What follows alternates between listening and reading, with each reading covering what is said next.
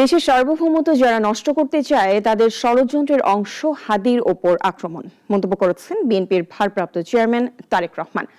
আর এ ঘটনার তীব্র নিন্দাও জানান তিনি। রাজধানীতে একটি কর্মশালায় ভার্চুয়ালি যোগ দিয়ে তিনি এসব কথা বলেন। দেশ এক সংকটের মধ্য দিয়ে যাচ্ছে বলেও শঙ্কা প্রকাশ করেন তিনি। বিস্তারিত রাশেদুল কাদিরের রিপোর্টে।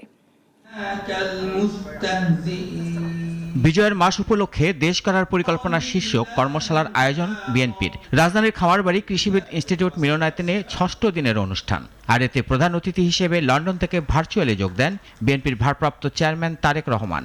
তোমাদের বাসায় বিকালে ইনকিলাব মঞ্চের আহ্বায়ক ওসমান হাদি পল্টনে গুলিবিদ্ধ হন। এমন ঘটনার তীব্র নিন্দা জানান বিএনপির ভারপ্রাপ্ত চেয়ারম্যান তারেক রহমান। এই ঘটনার জন্য তীব্র ঘৃণা এবং প্রতিবাদ জানাচ্ছে। আর এই ঘটনার পেছনে বড় ধরনের ষড়যন্ত্র দেখছেন বিএনপির ভারপ্রাপ্ত চেয়ারম্যান। বলেন, যারা সার্বভৌমত্ব নষ্ট করতে চায় তারাই এমন ষড়যন্ত্র শুরু করেছে।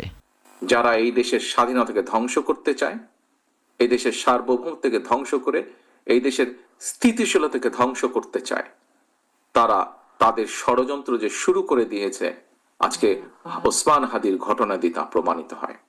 দেশ এক সংকটের মধ্য দিয়ে চলছে অভিযোগ করে তারেক রহমান বলেন, ১ বছর ধরেই একটি গোষ্ঠী নির্বাচন যাতে না হয় সেজন্য নানাভাবে হুমকি দিচ্ছিল।